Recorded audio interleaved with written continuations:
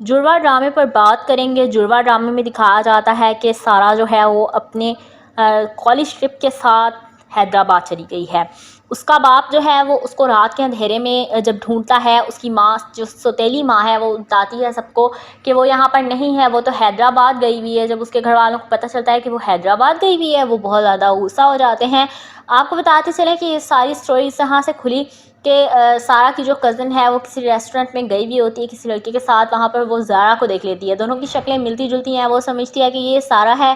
اس کا حلیہ بھی بہت عجیب سا اور چینج سا ہوتا ہے۔ سارہ کو جب وہ اس طرح سے دیکھتی ہے وہ سمجھتی ہے کہ یہ سارہ ہی ہے، لیکن زارا جو ہے وہ پھر اس کو کہتی ہے کہ میں تمہیں نہیں جانتی، تم کون ہو، اور وہ پھر انہی ہلچل میں زارا کے منہ پر تھپڑ مار دیتی ہے۔ زارا ایک اسٹرانگ سی لڑکی ہے، وہ برداشت نہیں کر پاتی کہ اس نے میرے منہ پر تھپڑ مارا ہے، تو وہ پھر اس کا جو کزن ہوتا ہے ساتھ زارا کا، وہ پھر اس کو کہتا ہے کہ تم نے اتنی ہمت کیسے کر لی کہ تم نے میری کزن پر ہاتھ ہی اٹھا دیا۔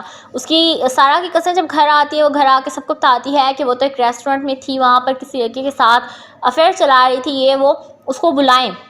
جب وہ لوگ اس کو بلاتے ہیں تو وہ کمرے میں نہیں ہوتی۔ اس کی اسٹیپ مدر سب کو بتاتی ہے کہ وہ تو حیدرآباد چلی گئی ہے۔ اس کا باپ کہتا ہے کہ کس کی اجازت سے گئی ہے۔ آپ کو بتاتے چلیں کہ یہ ڈرامہ بہت زیادہ انٹرسٹنگ ہے، کیونکہ اس ڈرامے میں دو بہنیں جڑواں ایک جیسی شکل رکھنے والی ہوتی ہیں۔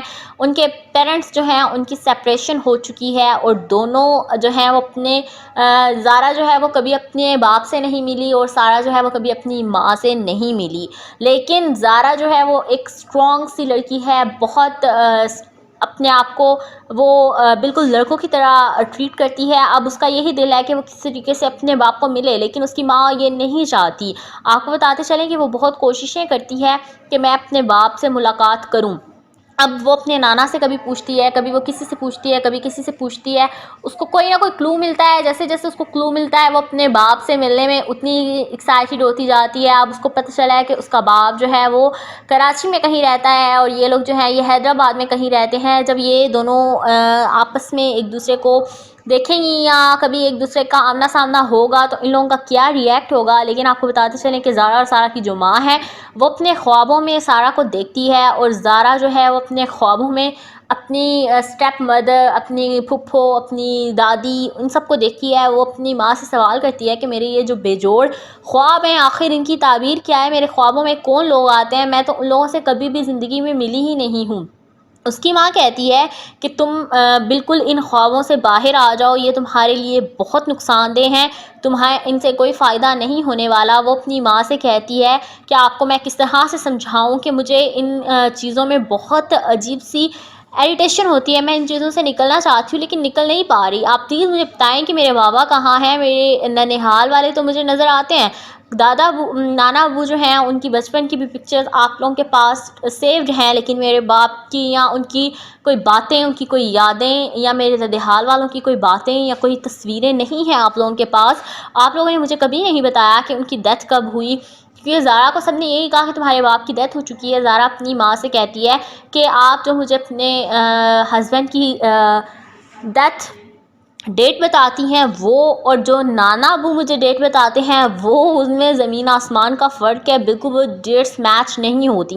پلیز آپ لوگ مجھے حقیقت بتائیں کہ آخر آپ لوگ مجھ سے کیوں چھپاتے ہیں، یہ باتیں چھپانے سے آپ لوگوں کو کیا ملے گا۔ اس کی ماں کہتی ہے کہ ایسی کوئی بات نہیں ہے، ہم تم سے کچھ بھی نہیں چھپاتے، تم میری اکلوتی بیٹی ہو، میں نہیں چاہتی کہ تم مجھ سے کوئی چھین کر لے جائے یا تم مجھ سے کھینچ لے۔ زارا اپنی ماں سے کہتی ہے کہ میں آپ کی اسٹرانگ بیٹی نہیں بیٹا ہوں، آپ کیوں بھول جاتی ہیں کہ میں آپ کی زندگی میں بہت جو ہے کمیاں پوری کرتی ہوں۔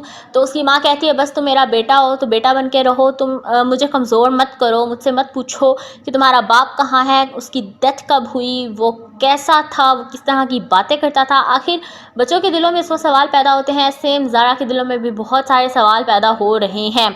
زارا جو ہے وہ کبھی اپنی مومانی سے یہ کوشچنس کرتی ہے، کبھی اس کے بیٹے کے ساتھ کوشچنس کرتی ہے، اس کو سمجھ نہیں آ رہی کہ اس کا اب کیا ہوگا۔ آپ کو بتاتے چلیں کہ کبھی نہ کبھی یہ فیملیز آپس میں جب ملیں گی یا آمنا سامنا ہوگا تو ان لوگوں کے لیے بہت مشکل ہوگا، کیونکہ زارا اور سارہ کی شکلیں سیم ہیں۔ دونوں جو ہیں وہ ایک جیسی ہیں، لیکن زارا جو ہے وہ تھوڑی اسٹائلش ماحول میں پیدا ہوئی ہے، تھوڑی ماڈرن ہے، اور زارا جو ہے اس کو باپ نے کبھی منہ ہی نہیں لگایا، کبھی اس کو اتنا پیار نہیں ملا، کبھی اس کو اتنی وہ امپورٹنس نہیں دی گئی.